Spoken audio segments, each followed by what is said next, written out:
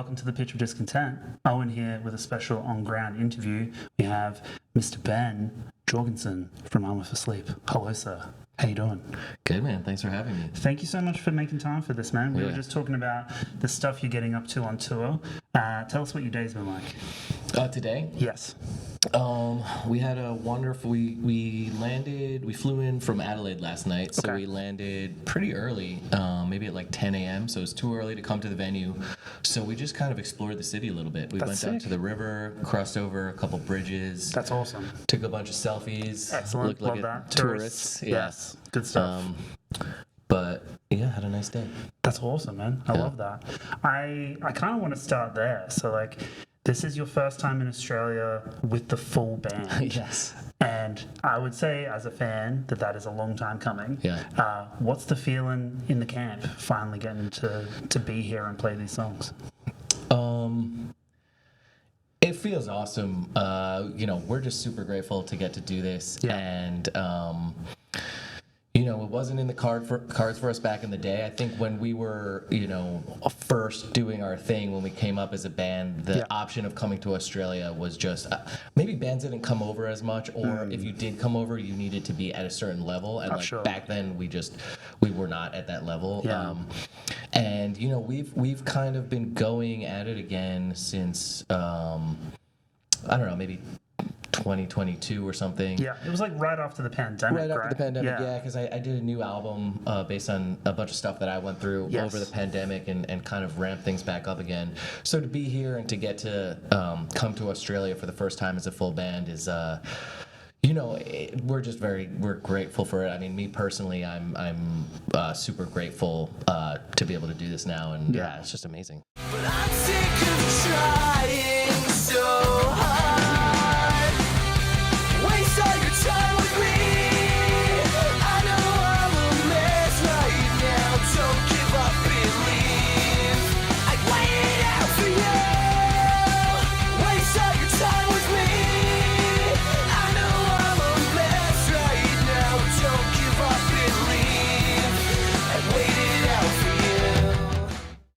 I've been a fan of the band since high school, and I'm 37 now. So like, I've been dyed-in-the-wool Armour for Sleep fan for like 2 decades. And I saw you when you were here on a solo tour that you did in like 2011. Oh my God, I want to say that is crazy that you were there. And I thought that was probably the only time that I would get to see you do your thing and play your songs. And I honestly never really expected you guys to come back and do 2 incredible albums. But let's talk about that. Like, you take kind of 15 years off from Smile for Them in 2007 all the way through to the comeback records. How are you feeling now that you've got, I guess, like, so much new material in such a short amount of time, a real like revitalized energy in the band? Like, how are you feeling? Oh man, it's just such a big question. I could talk about it for a long time. The simplest way I could think about it is, I think when I was younger, when we were doing the band, it was a different time in all of our lives. We were, again, a lot younger. But I think I felt that the band was maybe only going to exist for a certain amount of time. And I think I put a lot of pressure on myself. Like, if this album doesn't do this, then like... I think the older I've gotten, the more I've been through life. Now I've come to realize that this is just going to be a part of my life moving forward. And it's allowed me to embrace it more and to embrace everything I want to do creatively. I guess, to give myself the grace to be like, I want to keep being creative, and I'm not going to put pressure on myself anymore. And I know there are people out there who are going to respond to the art that I'm making. Of course. I'm one of them. Oh, thank you so much, man. And so I think it's just maybe a maturity about doing this, and also just like being super grateful to get to do this, and again, to not beat myself up too much, and it's just been awesome. And the last couple albums that I've done really come from a place of almost like necessity. Like, I needed to make these albums, so along with being happy that I get to do the band again and like reconnect with a lot of fans, I'm also just happy that I've had this avenue to get some things off my chest. Sure. And it's like it is therapy, and like I'm grateful that I have that avenue.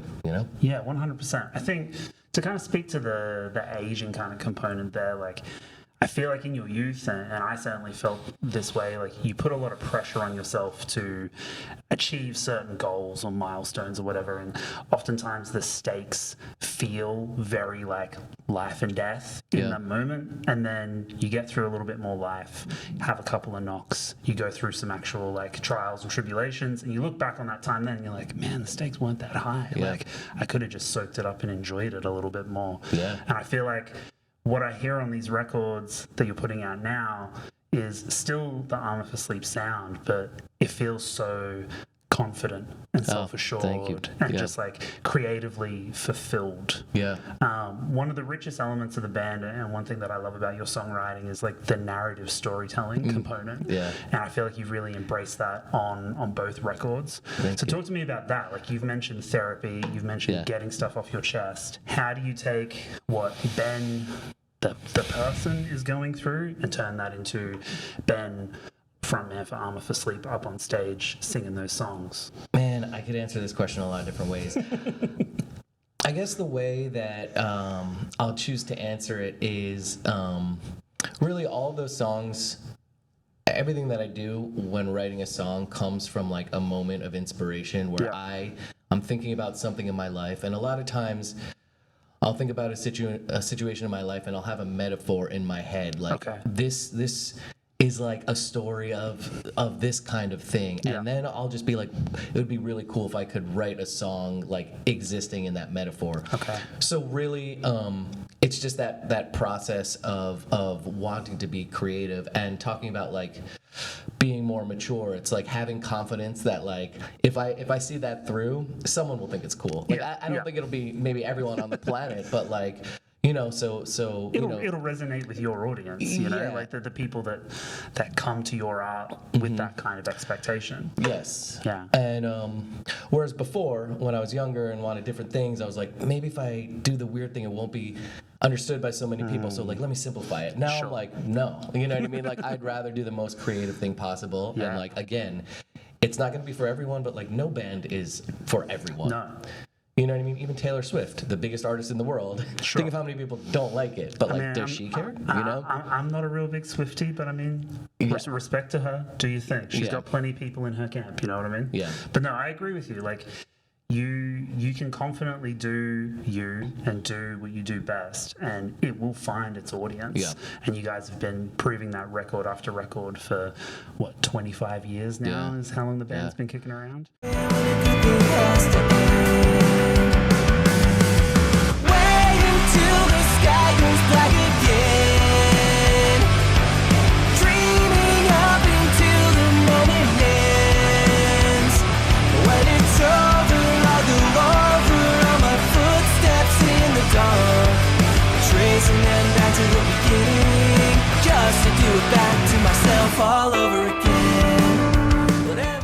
Let's kind of talk about anniversary milestones. So I had you sign my copy of What to Do When You Were Dead before we hit record. Thank you again for that. Problem. I love that record.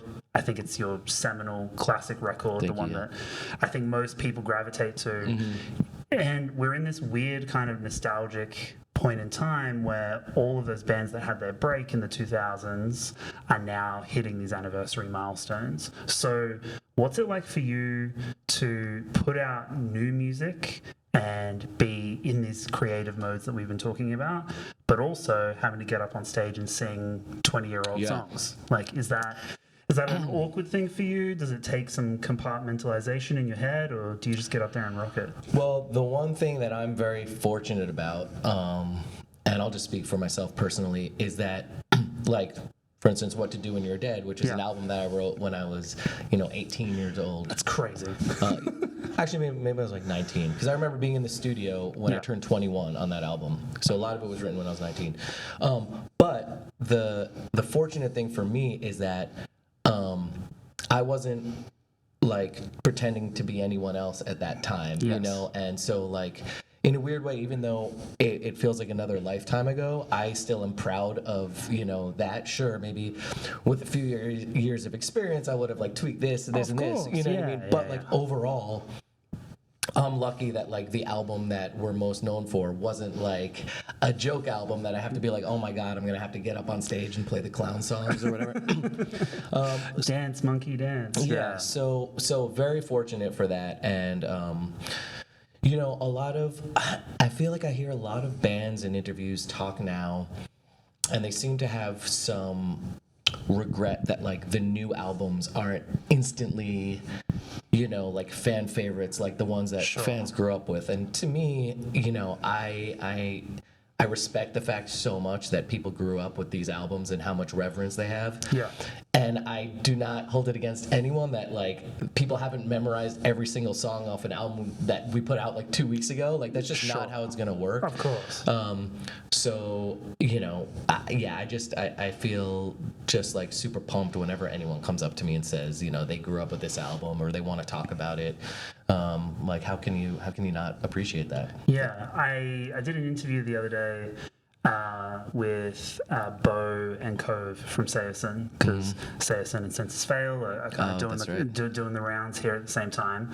And I asked them very similar questions, because they had their self-titled record in 2006. It's their seminal record, Cove's first record with the band. So like I was like, how does this nostalgia impact your kind of performance and reflection? And they touched on many of the same points that you're feeling. It's just like, like we love that stuff. It's sick. We love playing it.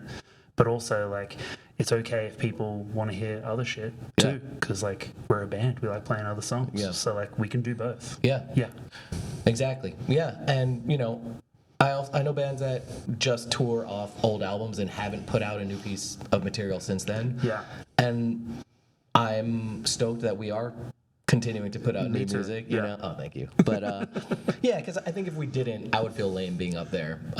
You know, it'd become more of like a novelty act kind of thing if you weren't at least trying to. I know. So I feel like you're just admitting like, oh, I'm out of ideas. Yeah, basically. Like, I don't feel that way, and no, and I mean that comes through on the records, dude. Like they're great records in their own right, regardless of how kind of esteemed anything that you did back in the 2000s was. So I'm glad to hear that's on the nostalgia bit a little bit further. So are you familiar with the band Car Underwater? I was researching this and I was like, has anyone asked Ben about Car Underwater? Yeah, you know, people, a lot of different people have DM'd me that band and are like, they just will DM it to me. Like, they don't even have to say, like, what do you think? And I'm like, I know. I've seen this before. Yeah. What I say to all of them is it's very flattering. You know what I mean? Yeah, it must be. A lot of people are like, that doesn't piss you off or something? I'm like, what are you talking about? It's a homage. Like, that's sick. Exactly. I mean, Car Underwater, if you're out there, hit me up, because I'm cool with you.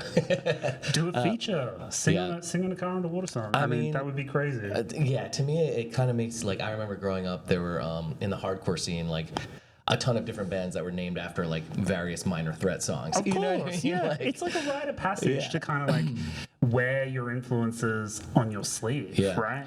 I mean, in a way, I'm totally cool with it.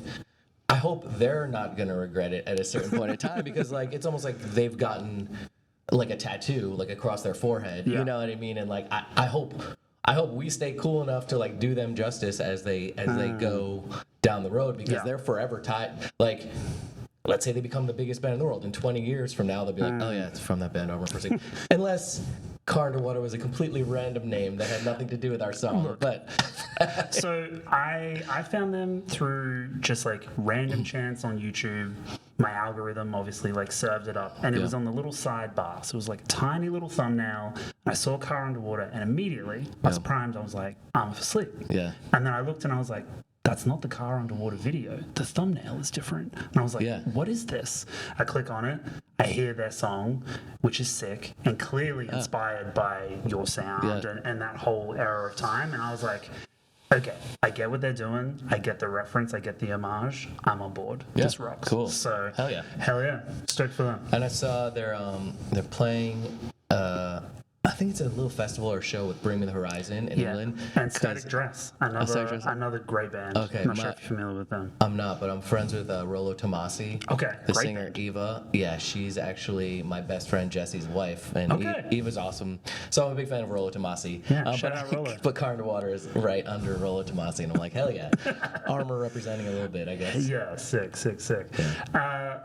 I guess kind of in wrapping up our conversation, where are you at creatively with the project outside of touring plans? Do you have more new material? Are you working on another record? Yeah, so usually when you can hint at for us? Yeah, so usually when I do an album, I pour everything into it. Like it takes a lot out of me. And I have the same feeling after doing every album that's like, I don't think I can do that again. Just like I feel like I've exhausted every single idea. Beat, right? Like you gotta. Yeah, and not even consciously. It just like happens where I'm just like, okay, like I guess that's it. Like I'm never gonna be able to write another song. But what happens is, I'll like right before I like go down to like cook dinner or something, I'll like just write a little riff, record an idea, and then like go like just save it, go back down, and start doing something. Okay. And over the course of like months and months, I'll have these little ideas. And this has only happened the past few cycles, but then it'll get to a point where I'm like listening back to all these ideas, and I'm like, actually, there are like 6 things in there that I can make good songs. But it takes me a while to like want to sit down and do it. And like, to answer your question, right before this tour, I was feeling the itch again to be like, okay, I could start to see based on like these ideas of like a cool new, something's forming up, a new thing. Yeah. So cool. That's actually where I am right now. I have like a couple playlists in my phone of like shitty demos. Nice. The first stage is shitty demos. The second stage is still shitty demos, but like a little bit more flushed out shitty demos. Starting to whittle them down into good ideas. Yeah, my demos never get good. But well, look, I love to hear it, and I know that was kind of a mean question because like the last record literally came out last year. So like I got to let you cook a little bit before. Well, I mean, I don't want to take too long in between albums anymore. I feel like there's too much wasted time. Yeah. So I'm ready to go whenever they're ready.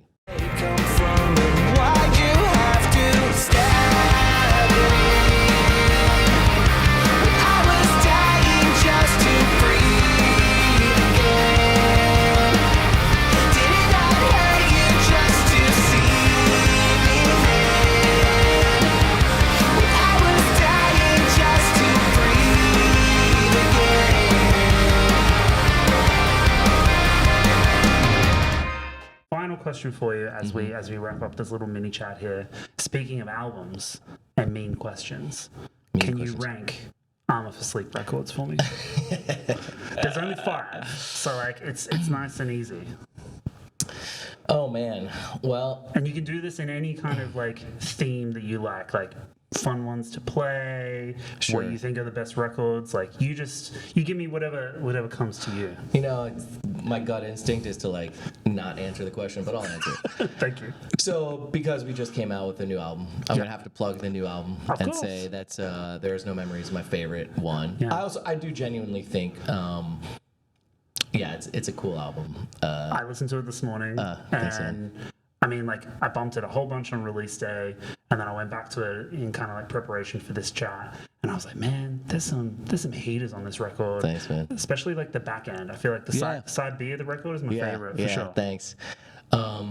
Actually, there was randomly this producer that hit me up that was like, I listened to the last song on the record and just want to know what you're up to. And I was like, that's so cool because the last song on the record is like my favorite last song that we've done. Like the favorite kind of closer for a record? Cool. Yeah. Nice. Let me see. Number 2. I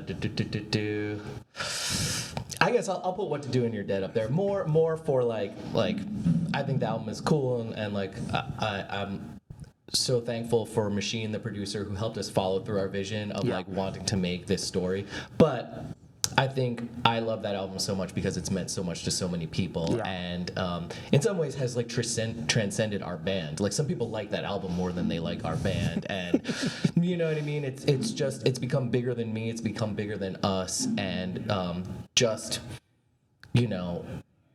Almost like from an outsider observing that, I'm like, this album, there's something really cool about it. Yes. And, you know, taking myself out of the equation is just cool to see. I mean, if I could interject, I would say, like, it's an album that's like a whole package. Yeah. So like instrumentally, phenomenal. Yeah. The song's bangers. There's not a miss on the entire track list. But then lyrically, thematically, there's so much like lore to get into about what you're talking about. The artwork is phenomenal, incredibly evocative. So like the whole thing just rocks. So I feel like that's why it's up there. Yeah. You know what I mean? That's why it's transcendent. Yeah. Maybe.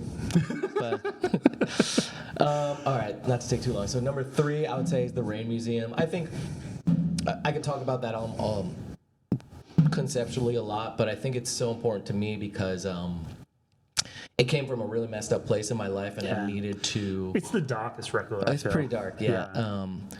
I just like. I needed to do that album. So it was very therapeutic for me. It was this creative process where I was like kind of picking up the pieces of this old idea that I had. But I think most importantly for me, it reminded me how much I needed Armor for Sleep in my life, and how much of a gap there was in like how creative I needed to be to make me actually happy. And so that is going to be, for me personally, that's like a puzzle piece in my life that like I don't think the band would be here if that album didn't exist. Right. And so no number 1 without number 3. They're like contingent pieces. Okay. So not even to talk about anything conceptually with the album, which I could talk about for a while, but yeah, just because of that, it's important for me because that really like, you know, the second half of the band's existence really came after that album. So, yeah, cool. And then after that, Dream to Make Believe, I put next. Just, you know, that kind of started everything. And, you know, I recorded that one when I was 18, wrote those songs when I was 16. That's crazy. So I hear a little kid singing it. I remember being in the studio with this amazing producer, Ariel Reichschad, who I don't even know how to pronounce his last name, but he went on to produce like Madonna, and it's just a huge like Grammy-nominated producer now. I think that was the first album he ever did. Wow. But I remember when I was singing for that album, he was just looking at me, just like trying to get everything out of the performance, but I was just so green and like so new to everything. So like I hear that like rawness when I listen to that album, but I also know that you know, that was like my journal as a kid who was going through. That's how that album plays. Yeah. Like it has like this youthful, innocent kind of quality to it in all of the ways that innocence can be, I don't know, like a detriment sometimes or a flaw or a virtue. You know what I mean? Like it's multifaceted in that way. Yeah. So maybe unintentionally it was, you know, immature, like the subject matter, and maybe that's why I connected with people who are also that age. And then Smile for Them, I know, you know, there was a lot of like drama around that record, I guess, because that's I've talked about it a bunch, but that's like the classic band signing to a major label story, and you know, it's a tale as old as time. I talked to the Sayerson guys about the same deal because like their self-titled record was like a Capitol Records record, and then they went through a whole bunch of bullshit and then were shafted over to Virgin for the other record, and then had people interfering with stuff. So like the major label stuff is like hitting so many different bands at that period of time, and like you guys got caught up with it as well. So I just think of it like it's kind of embarrassing because it's like when I look back at pictures of myself, I like the pictures the most where I'm just like naturally having fun.